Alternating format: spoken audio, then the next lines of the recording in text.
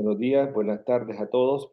Una vez más estamos por comenzar esta presentación especial con Álvaro Liuzzi, aquí desde la Sociedad Interamericana de Prensa. Yo soy Horacio Ruiz, director de publicaciones de la CIP, y tengo el gusto de tener con nosotros a nuestros anfitriones, el doctor Anthony Pereira, director ejecutivo del Centro para América Latina y el Caribe Kimberly Green de la Universidad Internacional de Florida.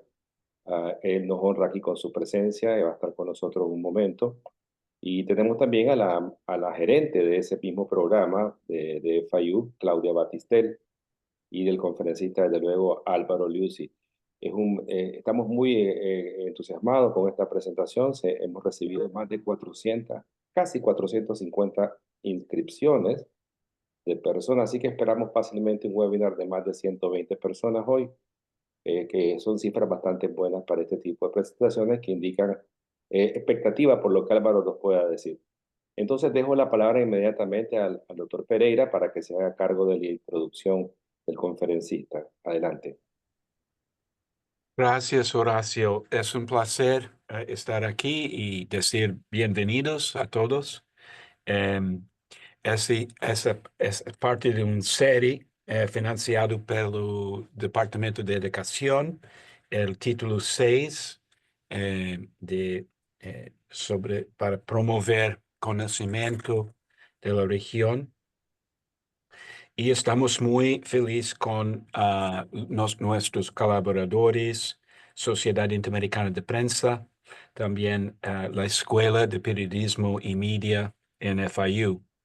Um, la tema hoy es inteligencia artificial y periodismo. Es un tema muy actual, muy debatida. Para mencionar una cuestión que es relacionado a ese tema. eh, hay un debate si los periódicos tienen obligación identificar el contenido producido por inteligencia artificial y si eso afectaría la voluntad de los lectores leer ese material. Pero antes de hablar más sobre ese tema, me gustaría de presentar nuestro invitado. Estamos muy sortudos tener hoy a Álvaro Liuzzi, quien es periodista, docente y consultor en medios digitales. Desde hace 2 décadas está especializado en comunicación digital y a lo largo de ese tiempo ha creado y dirigido proyectos periodísticos e interactivos junto a reconocidas instituciones y medios de comunicación. Actualmente, ah, el área de trabajo de Álvaro investigación se centra en la intersección entre la inteligencia artificial, el periodismo y la innovación. Está muy engajado en clases de grado y posgrado, eventos en la industria periodística, en conferencias, capacitaciones y consultorías. Entonces, estoy muy feliz de pasar la palabra a Álvaro Liuzzi. Gracias, Álvaro.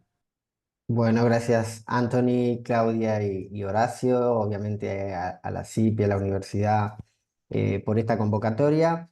Y bueno, para no perder tiempo, un poco como contexto, la idea es hablar alrededor de 40 minutos y después dejar un espacio para preguntas. Voy a compartir pantalla, así ya comenzamos con la presentación. Bueno, un poco cerrando el 2024, la idea es esto, ¿no? Hablar de periodismo y su cruce con la inteligencia artificial y mapear un poco las ideas, las estrategias, los casos de integración y tender algunas ideas sobre las tendencias que podríamos ver en el año 2025. Bueno, voy a pasar un poco rápido esto porque ya Anthony me presentó. Básicamente soy periodista. especializado, ¿no?, en el cruce entre medios, tecnología e innovación, y trabajo como consultor en medios, como profesor universitario, y soy también autor de la guía Periodismo IA, que después vamos a hablar un poquito de ello más adelante. A ver, voy a empezar con una analogía, ¿no?, de la industria periodística, ya que estamos aquí congregados muchos colegas y muchas colegas, ¿no? La idea de las 5W, ¿no? Esta teoría de que con 5 preguntas podemos mapear todas las dimensiones de una noticia. Y si lo relacionamos con la inteligencia artificial, ¿no?, podríamos decir que el año 2022 y 2023 fueron los años del qué, ¿no? Con muchos medios y muchos colegas descubriendo las potencialidades y los desafíos de la inteligencia artificial. Y el año 2024 y 2025 están siendo y van a ser los años del cómo y del por qué, ¿no?, donde los medios van a necesitar una mirada, ¿no?, mucho más reflexiva y mucho más estratégica hacia la integración de la inteligencia artificial en sus operaciones. Pero en realidad, ¿de qué hablamos cuando hablamos de inteligencia artificial, ¿no? Desde un aspecto técnico podríamos decir que es el desarrollo de algoritmos y modelos matemáticos que permiten a las máquinas procesar y analizar grandes cantidades de datos para identificar patrones y tomar decisiones. Básicamente la capacidad que hoy tienen las máquinas de hacer tareas que hasta hace muy poco tiempo solo podíamos hacer los humanos, ¿no? Solo podía hacer el cerebro humano. Pero en realidad hablar de inteligencia artificial, ¿no?, parece que es hablar de una tecnología moderna, pero para rastrear los orígenes de la inteligencia artificial tenemos que remontarnos 70 años en el pasado, ¿no? Mencionar varios nombres propios, entre ellos el de Alan Turing, ¿no? Padre de la computación moderna, que estuvo involucrado directamente en el desenlace de la Segunda Guerra Mundial, ¿no?, cuando creó esta máquina que lograba desencriptar los mensajes encriptados de la máquina Enigma de los nazis. Después, en el año 56, el famoso congreso en la Universidad de Dartmouth, ¿no?, donde 11 hombres sientan las bases de lo que es la inteligencia artificial. Y después, lo que tiene esta tecnología es lo que se llama en la jerga inviernos y veranos, ¿no? Momentos en donde surge, se la reconoce de los estados, los gobiernos, se la financia, y después periodos de ostracismo, de retracción, donde la tecnología pierde terreno frente a otras innovaciones a lo largo de las décadas.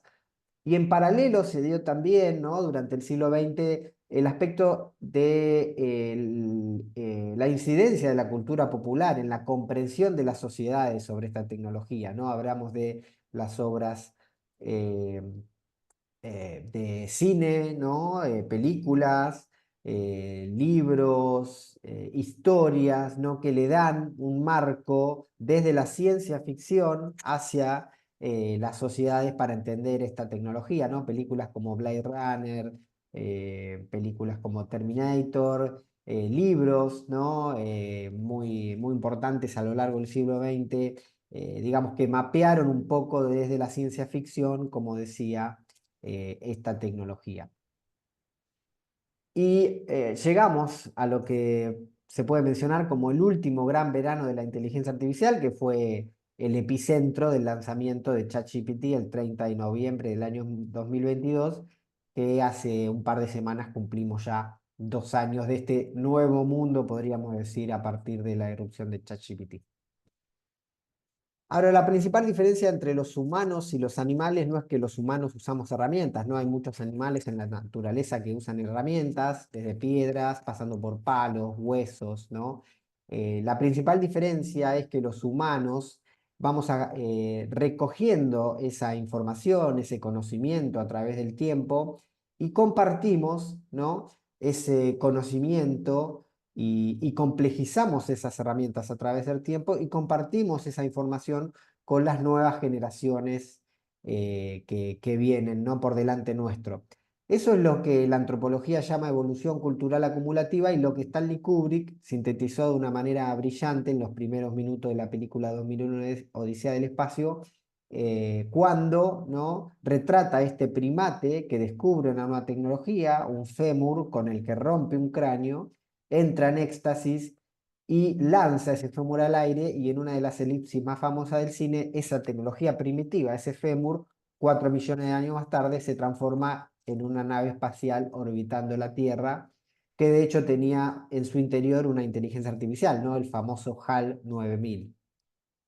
Ahora, lo que sucedió en el último tiempo es que los desarrolladores, los matemáticos, los ingenieros crearon máquinas que pueden hacer esto mismo, ¿no? Crearon máquinas que a partir de saberes previos desarrollan nueva información.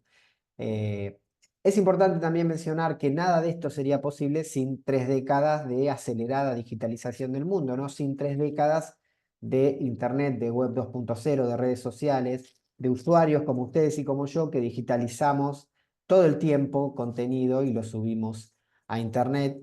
Y todo contenido que se digitaliza es capaz de ser utilizado por un algoritmo para entrenar una inteligencia artificial, ¿no? Hablo de discos, vinilos que se digitalizan y alimentan plataformas como Spotify, VHS, CDs que se digitalizan y alimentan plataformas como Netflix, o periódicos, revistas, libros en papel que se transforman en PDF y se digitalizan. Esto abre un montón de interrogantes, ¿no? Porque hoy tenemos máquinas que pueden crear música, desarrollar editoriales periodísticas, artículos, imágenes, videos, eh, pero particularmente a mí me interesa, ¿no? Entre esas preguntas, ¿dónde va a quedar la creatividad humana en ese sentido, ¿no? ¿Qué lugar tendrá la creatividad en este contexto? Hablábamos un poco del epicentro a partir de la irrupción de ChatGPT, una empresa proveniente, ¿no? Llamada OpenAI, que fue fundada por Elon Musk y Sam Altman, y que empezamos a trabajar, ¿no? A interactuar, a entender cómo funcionaba y qué diferencias, por ejemplo, tenía con Google, que fue como la principal referencia en este sentido. Y en relación, ¿no? Al cruce entre las plataformas como ChatGPT y su uso en el periodismo, presentan, ¿no? Sin dudas, algunos riesgos y algunas limitaciones que son importantes marcar, ¿no? En principio que hay una opacidad sobre el corpus de datos con que se entrenaron a estos modelos. Bien, no sabemos ese modelo de caja negra, ¿no? No nos deja saber a los usuarios bien con qué datos se entrenaron, ¿no? A estas plataformas. El punto 2 es que al menos ChatGPT prioriza la coherencia y la fluidez en el diálogo por encima de la veracidad. Habrán escuchado hablar del concepto de alucinaciones, ¿no? Muchas veces nos devuelve resultados que son verosímiles, pero que no son veraces. El punto 3 es que puede replicar sesgos presentes en los datos con lo que fue entrenado, ¿no? Lo que podría afectar la objetividad y la neutralidad en el contenido generado. Este es un aspecto también fundamental.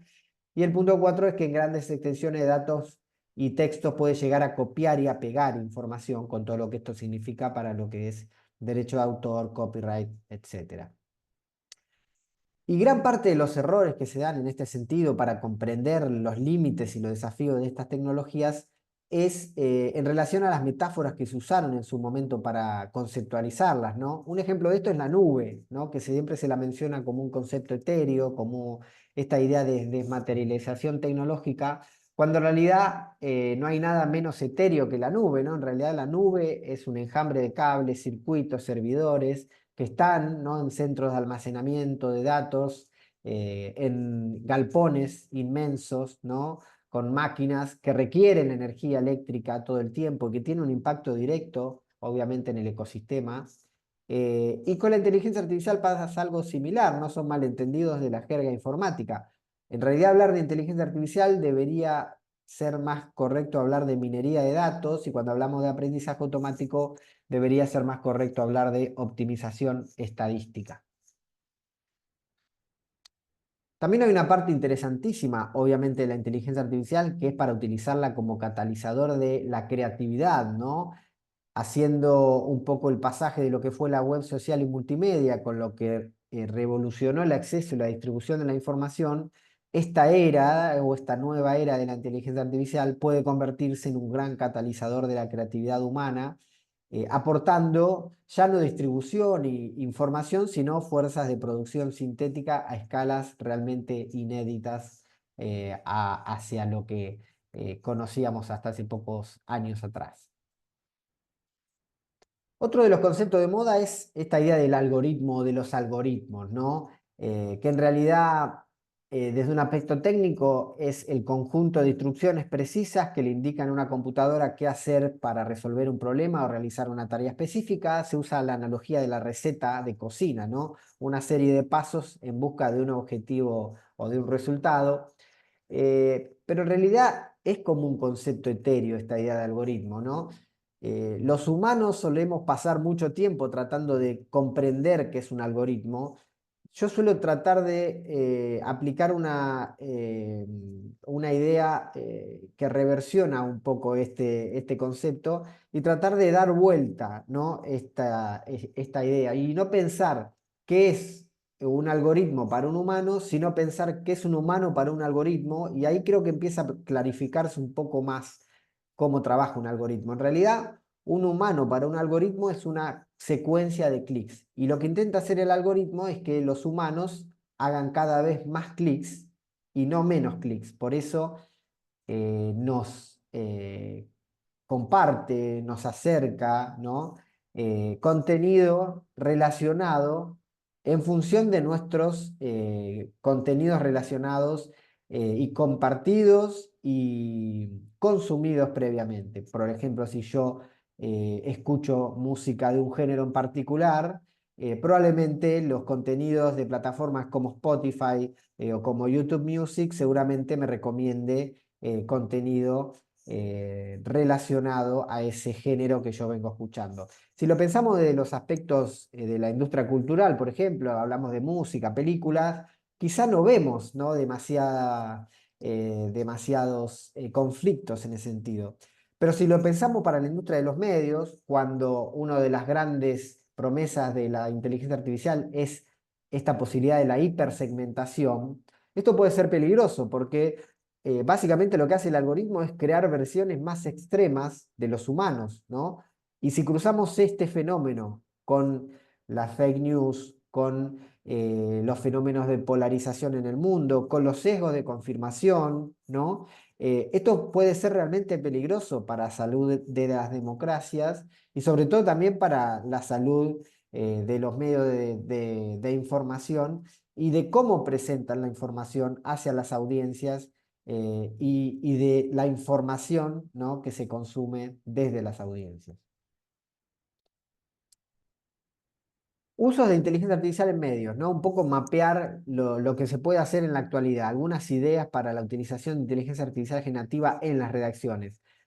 Al ser una tecnología tan versátil, la inteligencia artificial se puede insertar en toda la cadena de valor de producción de un medio, ¿no? En lo que es la producción, en lo que es la distribución y lo que es el revenue. Hoy yo me voy a centrar más en lo que es la producción o el aspecto editorial.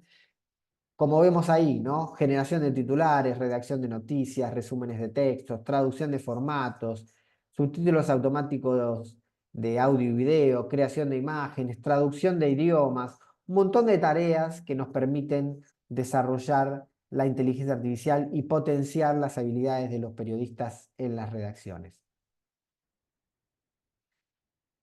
Y también es importante comprender qué reacciones están tomando los medios, ¿no? En este sentido, en relación a cómo ha cambiado tan rápidamente el ecosistema, ¿no? de medios en estos pocos años.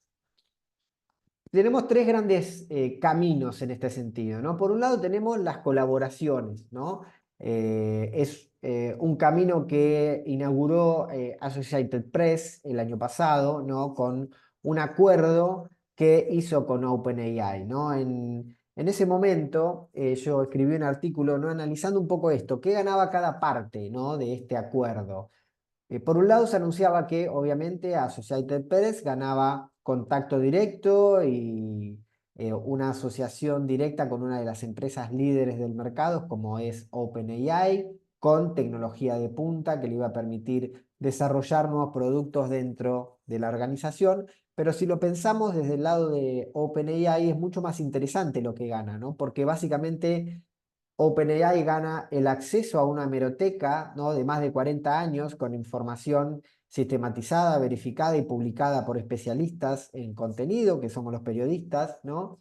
Y esto para estas empresas extractivas de información, como lo son las plataformas de inteligencia artificial, es oro en polvo, ¿no? la información que está correctamente escrita, certificada, verificada y publicada es realmente un material invaluable, ¿no?, para entrenar estas plataformas de inteligencia artificial. Después de esto se han sumado muchos otros medios, ¿no?, particularmente este año. En marzo del 2024 se generaron acuerdos con Le Monde y Prisa Media de Francia y España respectivamente. Y si siguen las noticias, todos los meses hay anuncios de algún tipo de acuerdo de menor o mayor nivel entre un medio y una plataforma o una empresa de tecnología de inteligencia artificial.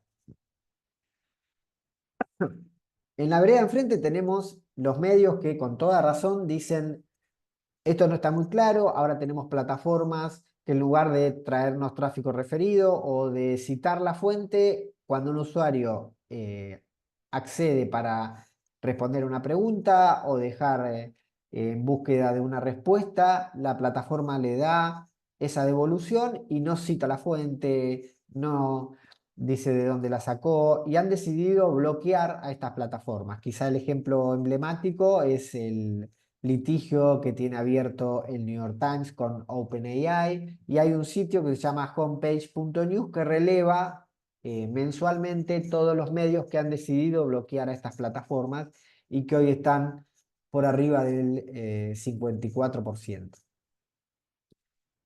Y en el camino del medio están muchos medios, o la mayoría de los medios, que se están dando cuenta que ha habido un cambio morfológico, que se está desarrollando un cambio morfológico dentro de las redacciones y que requieren nuevas áreas, nuevos perfiles, ¿no?, asociados a los conocimientos relacionados a la automatización, a la inteligencia artificial.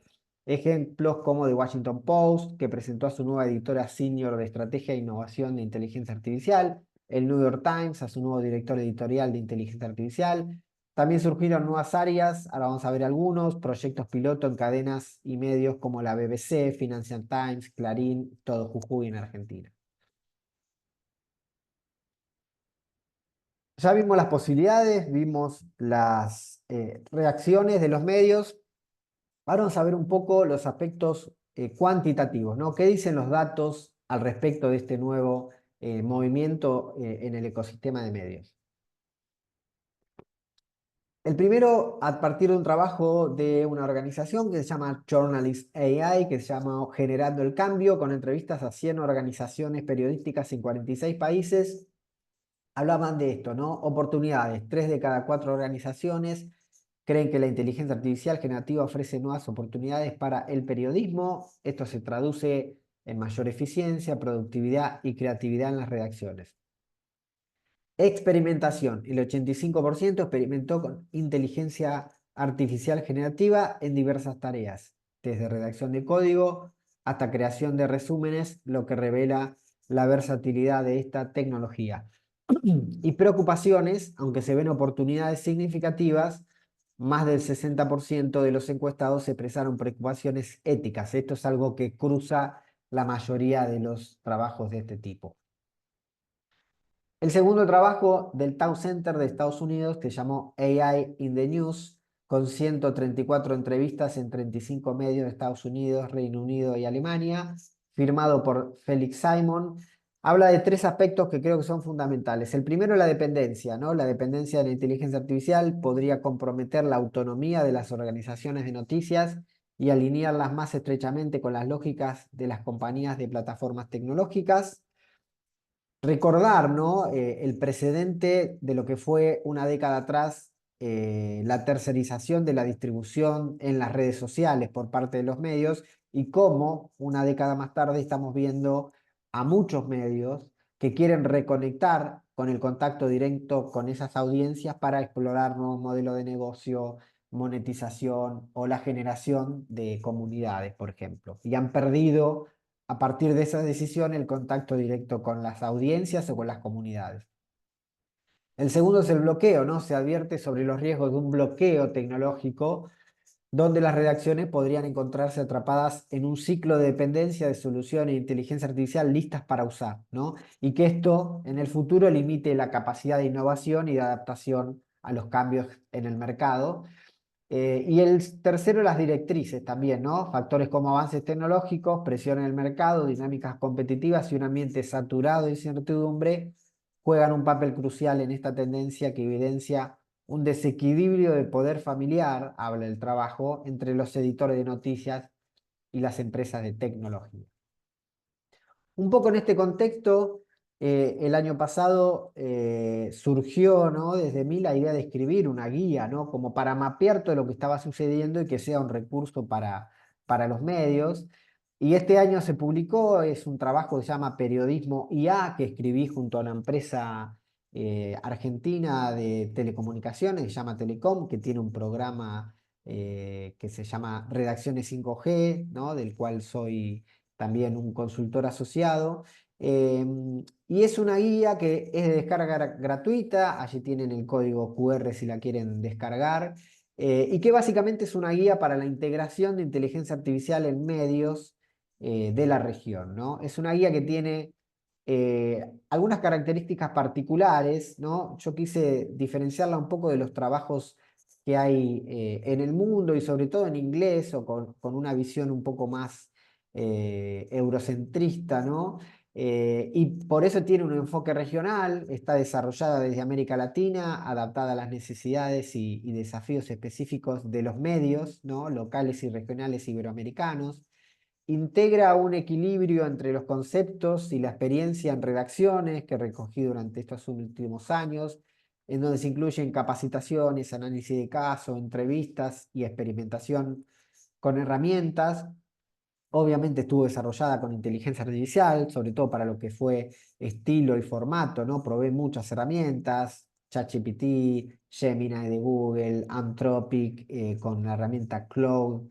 Y los capítulos son unitarios, ¿no? Puede leerse comenzado por el capítulo que cada persona desee y no perder sentido en la lectura general.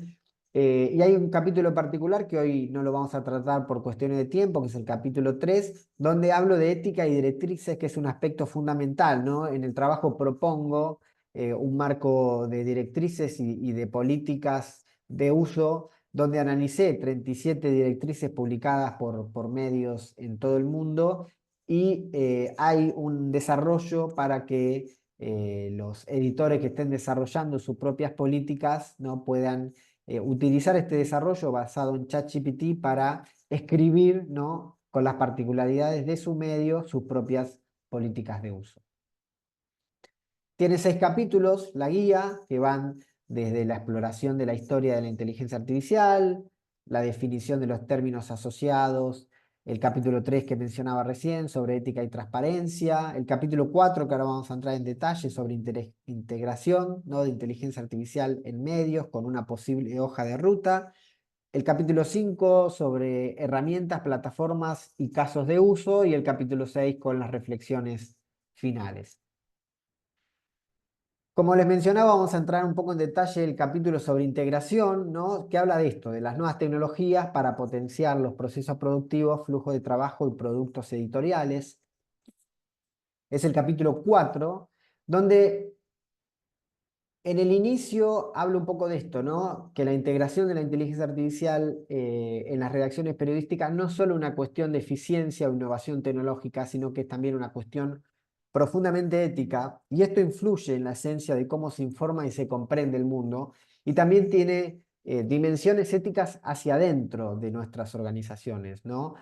Hablamos mucho de las máquinas, pero en realidad acá hay que hacer un trabajo muy fuerte de las relaciones humanas, de sentarse con el otro, de escuchar cómo trabaja, de rever esos procesos de trabajo y entender dónde la inteligencia artificial se inserta de mejor manera en esos flujos de trabajo. Hay 5 grandes áreas en este mapeo que se hace al inicio del capítulo, donde está la introducción de la tecnología, el desarrollo de los algoritmos, la capacitación, la estrategia que se seleccionará y después la comunicación, que tiene que ver con las directrices, hacia adentro con nuestros recursos humanos y hacia afuera con la audiencia.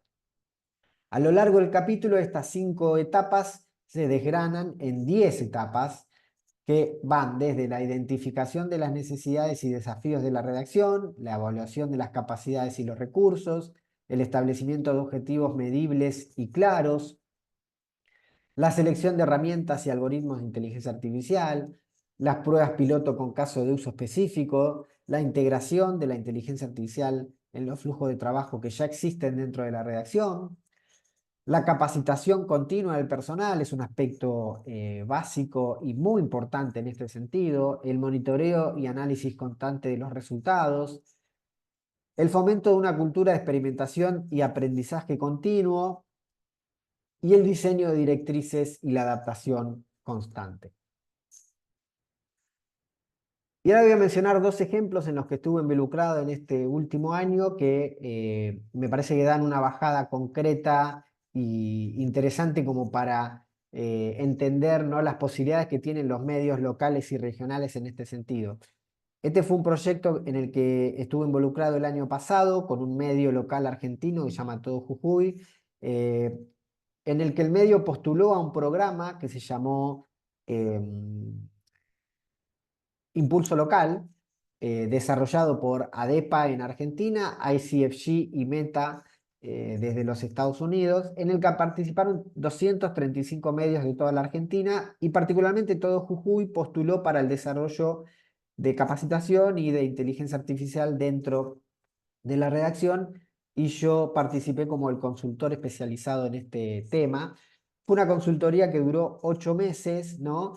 Con un fuerte proceso de capacitación y hoy traje algunos datos para compartir con ustedes que me parece son importantes, ¿no? El primero que tiene que ver con la transformación y el cambio cultural, ¿no? Les traté de dejar en claro al equipo del medio desde el principio que la implementación de la inteligencia artificial no solo implicaba la introducción de nuevas tecnologías, sino también un cambio cultural, ¿no? Y que esto indefectiblemente iba a reconfigurar los flujos de trabajo que existían dentro de la redacción.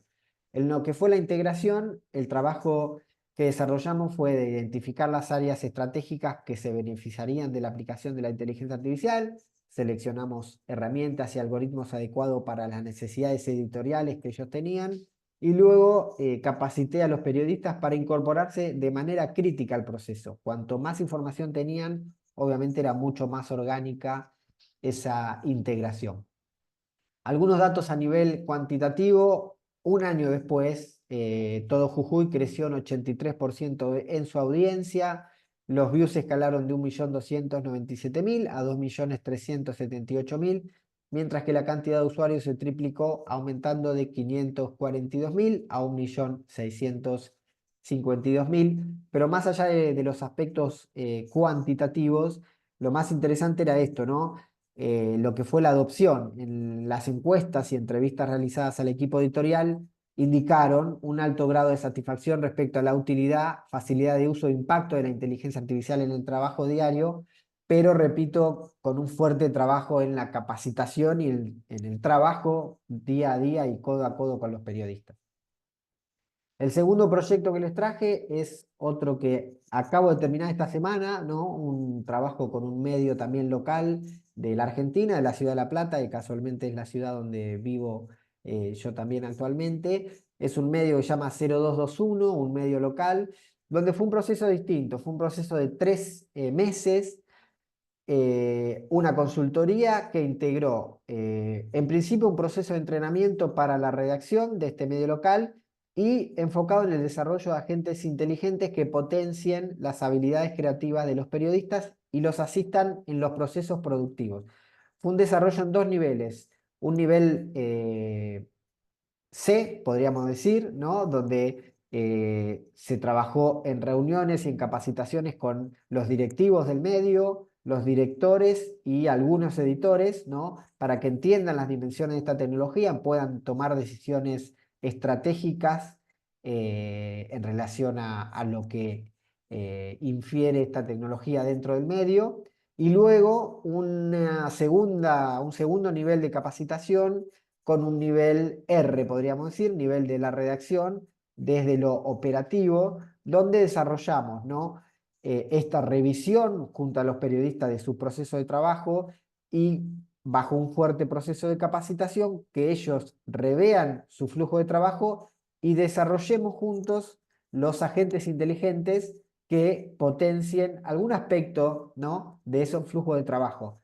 Se le trabajaron y se dejaron integrados, ¿no? Ya agentes inteligentes que asistían en lo que fue la curación de contenido y de información, la producción, ¿no? De áreas de multimedia, por ejemplo, la distribución de la información en redes sociales y diferentes canales, en análisis de métricas, áreas de innovación también potenciadas con estos agentes inteligentes, y lo que es la optimización, áreas de SEO, etcétera, ¿no? Diferentes áreas potenciadas en distintos niveles con estos agentes inteligentes que quedaron integrados ya en la cadena de trabajo y de valor dentro del medio. Bueno, y antes de cerrar, para empezar con las preguntas, lo que traje fue, en función de lo que estoy observando este año, 6 tendencias que me parece que pueden marcar lo que es el año 2025. Vamos a empezar con lo que es la creación automática de contenido multimedia, ¿no? Habrán visto un poco la noticia de algo que se venía retrasando, que fue la publicación de Sora, ¿no? La herramienta de creación de videos por parte de OpenAI. Y creo que esto va a marcar un poco el 2025, ¿no? Herramientas de inteligencia artificial que ya son capaces de generar videos, podcasts, como lo hace la herramienta Notebook LM de Google, y otros formatos multimedia de forma automática a partir de texto, ¿no? Y esto le permitirá a los medios expandir la oferta de contenido sin aumentar significativamente los recursos necesarios. La segunda tendencia es el análisis predictivo de tendencias, ¿no? En donde la inteligencia artificial nos permitirá anticipar temas de interés público, permitiéndole a los medios preparar contenido que se adelante a las tendencias emergentes. Esto es analizando redes sociales u otras plataformas de conversación pública en Internet, y que es un recurso invaluable, obviamente, para los medios. Otro aspecto interesante es el de agentes inteligentes conectados, ¿no? De hecho, mucho de lo que estamos haciendo hoy, de pedirle un objetivo a través de un prompt a un agente inteligente, es algo relativamente primitivo, ¿no? En función de cómo vemos que cambia esto. Ya vemos herramientas como Claude de Anthropic, que permite que los agentes inteligentes no solamente estén conectados, sino que tengan control de nuestros dispositivos y ya no hagan una tarea, ¿no?, específica, sino que completen toda una cadena de tareas, ¿no? Para 2025, como digo, los agentes inteligentes conectados podrán automatizar cadenas de tareas editoriales, integrando recolección de datos, generación de contenido y distribución en múltiples plataformas, optimizando así los flujos de trabajo de las redacciones. Otro aspecto interesante es la verificación de datos en tiempo real, ¿no? Sistemas de inteligencia artificial que escaneen constantemente redes sociales, bases de datos y otras fuentes para detectar información falsa o engañosa, proporcionando a los periodistas herramientas para verificar datos en tiempo real. Y las últimas 2 tendencias creo que tienen que ver más con un aspecto esperable, o por lo menos desde lo personal, como para encontrar esa oportunidad para los medios, ¿no? La primera tiene que ver con las noticias conversacionales impulsadas por inteligencia artificial, que creo que es una promesa de la inteligencia artificial ya desde hace algunos años, y que no se llega a implementar de una manera concreta en los medios, ¿no? Creo que el año 2025 podría llegar a transformar las noticias en experiencias conversacionales, ¿no? Y solo en lugar de consumir pasivamente el contenido escrito, los usuarios podrán tener la posibilidad de interactuar activamente con la información a través de diálogos personalizados y contextuales, convirtiendo las noticias en un proceso dinámico de comprensión y participación. Y esto realmente cambia la dimensión de lo que es estar informado o informarse a través de un texto, porque lo hemos visto particularmente la diferencia que es buscar en Google, por ejemplo, y buscar en ChatGPT, o conversar, o al menos tener la ilusión de conversación con herramientas como ChatGPT. Ya no solo accedemos a la información, sino que podemos conversar con la información, y ese es un cambio fundamental para el periodismo. Y la última, que creo que hay realmente posibilidades para los medios locales, ¿no? La integración de inteligencia artificial en medios locales, donde las redacciones, particularmente los medios locales, podrán utilizar la ventaja de contar con datos únicos y actualizados, ¿no? Lo que sucede en la calle, el pulso de lo que pasa a pocos kilómetros de la redacción, que es algo que la inteligencia artificial no puede hacer, al menos al día de hoy, y colaborar así con modelos de inteligencia artificial que prioricen la información hiperespecializada, ¿no? Este enfoque puede potenciar la relevancia de estos medios en un mercado competitivo. Para cerrar un poco un concepto, hay una charla TEDx de una bióloga marina que se llama Jessa Gamble, que hizo un experimento que nada tiene que ver con el periodismo. Hace algunos años, la bióloga marina quiso analizar los relojes biológicos de los cangrejos de mar, entonces hizo un experimento. Tomó un grupo de cangrejos de mar de la costa este de Estados Unidos y lo llevó a la costa este y viceversa, ¿no? Tomó un grupo de mar de la costa oeste y lo llevó a la costa este para entender y analizar cuánto tardaba el animal en cambiar su reloj biológico. Y lo que empezó a ver es que los cangrejos, si bien estaban a miles de kilómetros de distancia de su hábitat original, su reloj biológico seguía subiendo y bajando en la playa cuando la marea subía y bajaba en su hábitat original, ¿no? Le costaba bastante tiempo adaptarse a ese nuevo entorno que habían sido trasladados de una manera rápida, ¿no? Vertiginosa. Y yo creo que es una interesante analogía para comparar con la industria de los medios, ¿no? Porque a partir de la irrupción de ChatGPT realmente el contexto, el ecosistema de medios cambió de una manera brutal, digamos, y los medios quizás siguen con un reloj biológico previo a la irrupción de ChatGPT. Y un poco la idea de esta charla es esta, ¿no? Es rever esos relojes biológicos, ver cómo podemos cambiar más rápido, porque quizá dos de las capacidades más interesantes que pueda tener un medio hoy, entendiendo cómo se está dando un contexto y lo rápido que cambia la tecnología y cómo esto impacta dentro de los medios, es la capacidad de adaptación, pero sobre todo tener equipos que sepan aprender rápido, ¿no? Y que sepan incorporar estos cambios y entender, ¿no? La importancia de aprender rápido en este sentido. Muchas gracias. Si quieren podemos Gracias. comenzar a abrir las preguntas. Voy a dejar de compartir. Muchas gracias, Álvaro. Hay varias preguntas, desde luego. Te felicito por tu exposición bien sintética y comprensiva de todo, mejor dicho, que abarca todo lo que es el espectro de la inteligencia artificial. Yo comienzo con una pregunta que es en relación a la cultura, al cambio cultural. Eso se viene hablando desde hace años, desde la transformación digital, la cultura digital. Pero ahora, y se está hablando también de competencias nuevas que hay que adquirir a través del estudio. ¿Qué perfil es el que tiene alguien que sepa? Las redacciones, los medios están buscando también especialistas o personas que manejen estas herramientas. Y yo veo que como las herramientas de inteligencia artificial son tan variadas y sirven para tantas cosas, yo digo, ¿cuál es el perfil que puede tener una persona que un diario o un medio, una organización noticiosa la pueda contratar para contribuir?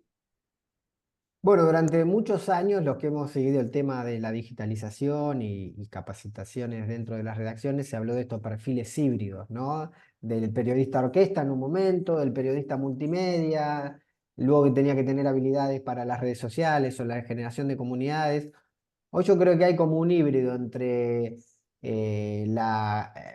digamos, el conocimiento general de lo que puede pasar dentro de una redacción y también la hiperespecialización, porque muchas de estas herramientas creo que bajan la vara de lo que podemos hacer. Por ejemplo, quizás si yo no tengo conocimiento en creación multimedia, puedo con un prompt y el trabajo a través de un texto crear una imagen o un video. Pero si en realidad yo tengo habilidades relacionadas, ¿no? Por ejemplo, a la cinematografía, es muy probable que ese prompt que desarrolle un periodista que no tiene idea sobre ese tema con alguien que está especializado sea obviamente mucho mejor. Así que yo creo que por un lado se necesitan o volvemos a necesitar dentro de los medios capacidades hiperespecíficas sobre algunos temas. Pero yo creo que algo que cruza todo esto es la capacidad, como decía al final, de eh, las personas, los periodistas y las periodistas dentro de las redacciones, que puedan aprender y aprender rápido, ¿no? Aprender y entender y no temer a esos cambios, ¿no? Que un poco suele pasar en los medios, ¿no? Que hay demasiada gente que hace cosas y está detrás de la trinchera del día a día, del minuto a minuto, y quizá sea bueno empezar a balancear eso con personas que trabajen más en el mediano o largo plazo, como decimos en Argentina, no con una analogía futbolística, que separe un poco la pelota, que miren cómo está el terreno, qué opciones se tienen, cuáles de estos cambios pueden impactar hacia adentro en la redacción, y empezar a entender a partir de allí qué perfiles profesionales requerirá, ¿no? La estrategia que tenga ese medio en relación a esa tecnología. Mira, yo voy a insistir un poco en el tema para rápidamente, sí, para darle paso a las demás personas que pregunten. Y es que me parece a mí que hay un gran problema y un vacío dentro de las salas de redacción en general, ¿no? Hay unos diarios que lo están haciendo excelentemente, pero en general en las salas de redacción hay como una parálisis, no se sabe qué hacer.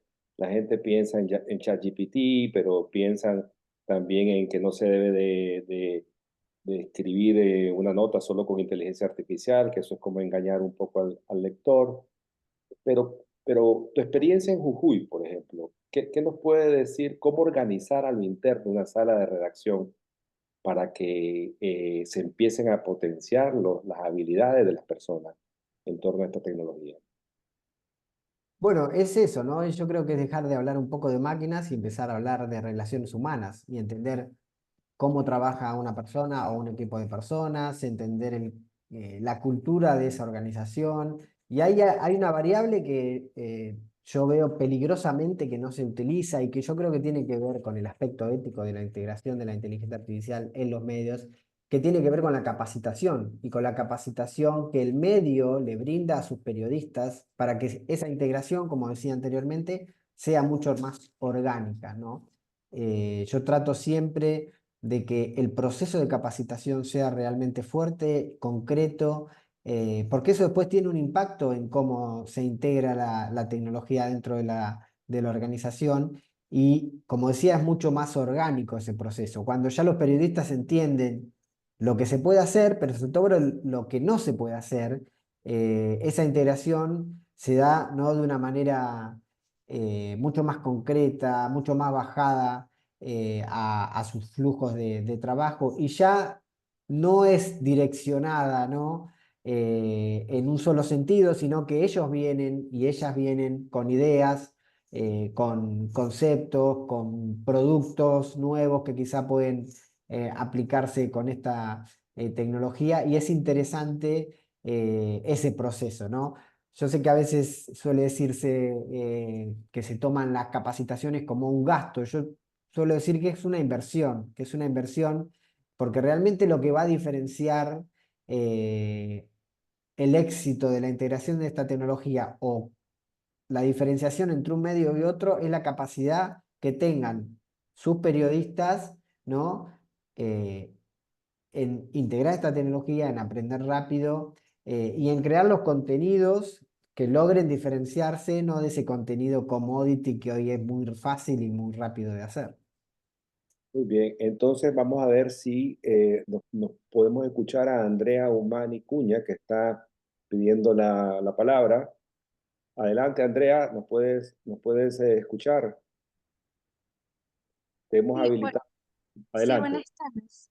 Sí, quisiera consultar acerca de lo que mencionó acerca de las noticias conversacionales y cómo podemos hacer que ahora se implemente a conversar con la información, ¿no? No simplemente a promover a un sujeto pasivo, sino que la persona que consume la noticia pueda ser capaz de generar nueva información a partir de esta conversación. ¿Cómo se llevaría a cabo esto? Sí, en realidad hay herramientas que hoy permiten hacer ese tipo de cosas para, digamos, ser claro. Por ejemplo, es una pequeña caja de texto que se coloca abajo del artículo periodístico y te permite extender la información de ese artículo generando nuevas preguntas, ¿no? Si hablamos, por ejemplo, de un terremoto en un país de Centroamérica, que el bot conversacional que va abajo de ese artículo extienda esa información y te diga la historia de los terremotos en ese país, cuándo fue la última vez que se registró un terremoto similar, qué es un terremoto, que explique la información, y eso lleva al usuario a otro nivel de complejidad que ya no solo ese artículo periodístico, ¿no? Sino que le permite llegar a diferentes puntos de la información, y obviamente cada usuario llegará por su interés, ¿no? Al punto que quiera. Y eso también formatea un poco esto que siempre se ha hablado del formato tradicional del artículo periodístico. Nos permite pensar, ¿no? Que eso es muy interesante, en otro tipo de formatos para la noticia, teniendo en cuenta que esa noticia ya no será una caja cerrada o un paquete cerrado que se va a distribuir y la gente lo va a leer y va a quedar ahí, sino que va a tener diferentes dimensiones en función de la interacción que tenga con esa audiencia. Me parece que es un camino interesante a explorar y que puede permitir también recopilar muchos datos que deje la audiencia en ese camino, ¿no? Porque podríamos tener un parámetro de qué tipo de información consumió la audiencia de nuestro medio a partir de un artículo en particular, ¿no? Y podemos ver, bueno, se derivó hacia este lugar, y eso también es información muy interesante para el análisis de datos y de audiencias dentro de los medios. Y varias personas preguntan acerca de la disposición de esta charla, de la grabación. Yo se la voy a enviar a todos los que ingresaron hoy a escucharte. Así que eso podrá ser más tarde, como a las 3, 4 de la tarde, hora de Miami. Creo que les vamos a poder enviar a todos los participantes Ok. información. Ahora, vamos a conjugar las preguntas, mejor dicho, de Elena Soto y de Rodrigo Lescano. Elena pregunta la pregunta de siempre, ¿no? Pero que es ineludible en este tema. ¿Quién es el dueño de los derechos de autor? Mm. Crean por IA. Y Rodrigo pregunta también que aborda otros aspectos importantes que se discuten mucho, que si la inteligencia artificial no estaría llevando una mayor precarización o despidos, o en el mejor de los casos, aumentar la sobrecarga de trabajo de los periodistas que la usan.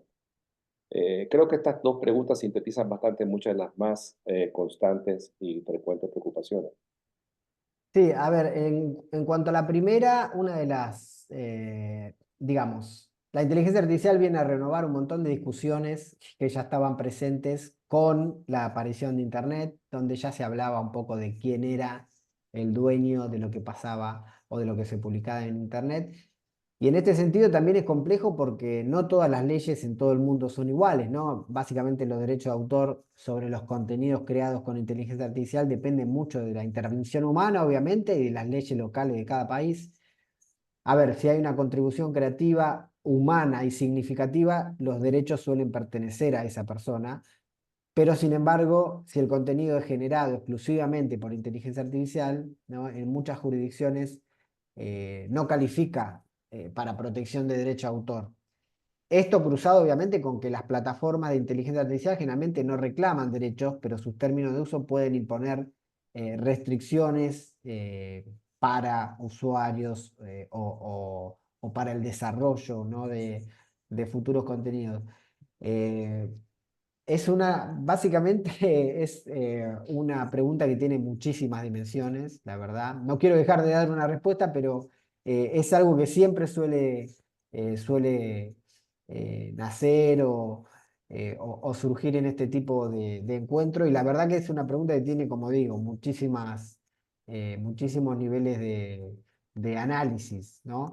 Ya pensándolo para el periodismo también, como decía, es algo que se mencionaba al principio, ¿no? En la presentación, esta idea de debemos colocar si un contenido es desarrollado con inteligencia artificial, y era algo también se pensaba al principio cuando surgieron los primeros periódicos digitales, ¿no? Era como la novedad.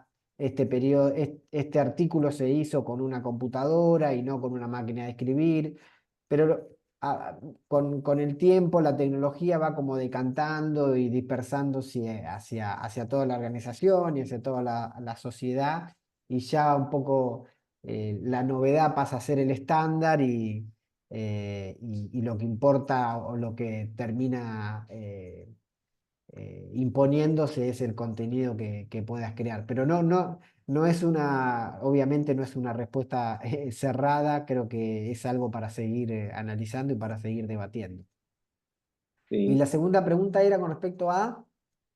sí, te hablaba él con respecto a que si la inteligencia artificial no podría propiciar una precarización, habla Rodrigo, o despidos, y también habla sobre, no, si no podría representar también una sobrecarga laboral. Sí, coincido con la pregunta y con el nivel de análisis. Creo que plantea un montón de desafíos. Entre esos desafíos, eh, qué sucede con la automatización dentro de las redacciones, que obviamente, como en la erupción de toda tecnología, ¿no? Se da un proceso de reconfiguración, muchos trabajos que quizá quedan obsoletos en poco tiempo, muchos nuevos trabajos, también es válido decirlo, que se van a generar dentro de las redacciones, pero eso tiene que ver también con la ética, porque puede ser también muy peligroso y puede ser un tiro en el pie para la industria de los medios automatizar, ¿no? Gran cantidad de tareas y que todo se vuelva un estándar o noticias comoditizables y tendremos muchos medios que hacen lo mismo, ¿no? También puede llegar a ser peligroso ese camino que se tome, como decía, para la industria de los medios. Me parece que, repito, tiene que ver con la perspectiva ética que cada organización de noticias incorpore en ese sentido, y obviamente tener en el centro al periodista, ¿no? Veo ahí un peligro importante, sobre todo por mi costado como docente, como profesor en las universidades, que hoy es muy fácil automatizar las tareas que requieren gran carga de automatización en las redacciones, que por lo general suelen ser las tareas o los profesionales que están recién recibidos y que, como todos hemos hecho en una redacción, por ejemplo, es el primer trabajo que te dan, ¿no? Cuando empezás en una redacción y también en una empresa, ¿no? Estas prácticas profesionales, ¿no? De los jóvenes recién recibidos o que están por recibirse que entran en una organización.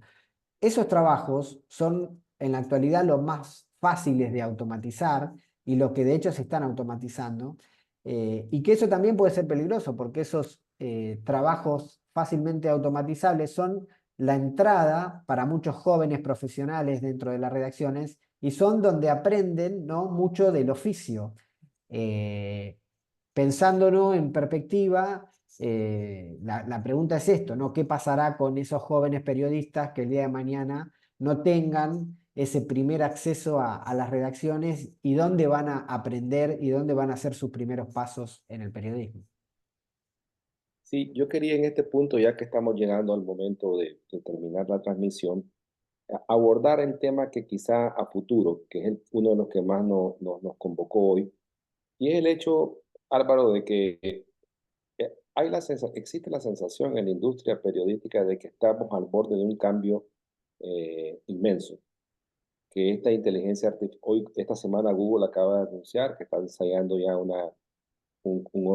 ordenador que es capaz de hacer crecer las capacidades actuales en forma exponencial.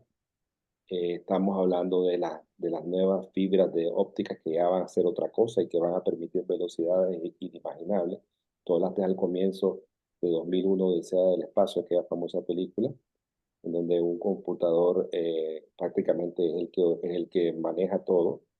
Y me inquieta a mí saber, pensar, especular un poco sobre cuál es el medio del futuro, porque a mí se me hace que todas estas discusiones que estamos teniendo son válidas, pero que están apegadas a la realidad actual.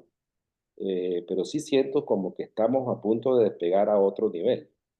Y eso la inteligencia artificial lo ha traído. Entonces, ¿cómo podemos prepararnos las mentes para dejar de ver solo lo que nos interesa en este momento y pensar que estamos llegando a un punto tal vez de en donde verdaderamente de crecimiento exponencial de la inteligencia artificial, donde no sabemos a dónde nos va a llevar esta tecnología? Sí, y que gran parte de eso también es excitante y cambia el panorama. Si hay algo que aprendimos en este último tiempo, que todo cambia y cambia cada vez más rápido, y que tampoco creo que estaría bien o sería lo correcto centrarse solo en la inteligencia artificial, ¿no? Yo creo que un poco está de moda en la actualidad, pero hay diferentes revoluciones que se están dando, como se estaba dando la inteligencia artificial hasta antes de la irrupción de ChatGPT y quizá no se la veía, ¿no? De manera clara y tuvo que venir ese iceberg gigante como fue ChatGPT para imponerse y cambiar el escenario, pero se están dando en paralelo diferentes revoluciones, ¿no? Con la inteligencia artificial, que cuando se crucen, yo creo que le van a dar también nuevas perspectivas al periodismo. Estoy hablando de Internet de las Cosas, con conectividad masiva de dispositivos físicos, por ejemplo, para recopilar y compartir datos en tiempo real, donde ya, y esto no es ciencia ficción, donde las habilidades de comunicación van a ser también muy importantes, y ahí los periodistas tenemos mucho para decir, donde ya nos permita conectar objetos de nuestra casa o con, digamos, vehículos de transporte, por ejemplo, ¿no? Podamos pedirle a nuestra ladera desde el supermercado que nos diga en lenguaje natural qué comida tengo dentro del refrigerador y si necesito comprar algo más para una receta que quiero comer hoy a la noche. Eh, Hablo de computación cuántica con las capacidades para procesar información a velocidades que antes eran inimaginables, todo lo que es blockchain y Web3, todo lo que es realidad extendida, ¿no? Y entornos virtuales. Hay otros aspectos que quizá al periodismo le tocan como más de costado, quizá biotecnología, edición genética, que también son muy importantes en este sentido. Pero hay, en función de lo que es la comunicación y el periodismo, 3 o 4 revoluciones que se vienen dando en diferentes niveles, con diferentes estados de avance, pero cuando, repito, cuando se crucen, por ejemplo, con la inteligencia artificial, con la computación cuántica, con lo que es Internet de las Cosas, con lo que son las redes 5G, por ejemplo. Recordemos lo que fue el paso de 3G a 4G, ¿no? Y lo que será las redes 5G y 6G, ¿no? Eh, Potenciando exponencialmente eh, las capacidades y las velocidades que tenemos hoy. Yo creo que hay muchas cosas que realmente no sabremos hacia dónde nos llevan, pero que tendrán, como digo, una velocidad de cambio y tendremos que estar muy atentos a esos cambios para entender, ¿no? Cómo se reconfigura en ese sentido la industria de los medios y qué es lo que podemos hacer en ese sentido. Y finalmente, esta es mi última pregunta, Álvaro. ¿Qué te parece lo que plantea, digamos, empresas como Neuralink, esa fusión de chip con cerebro?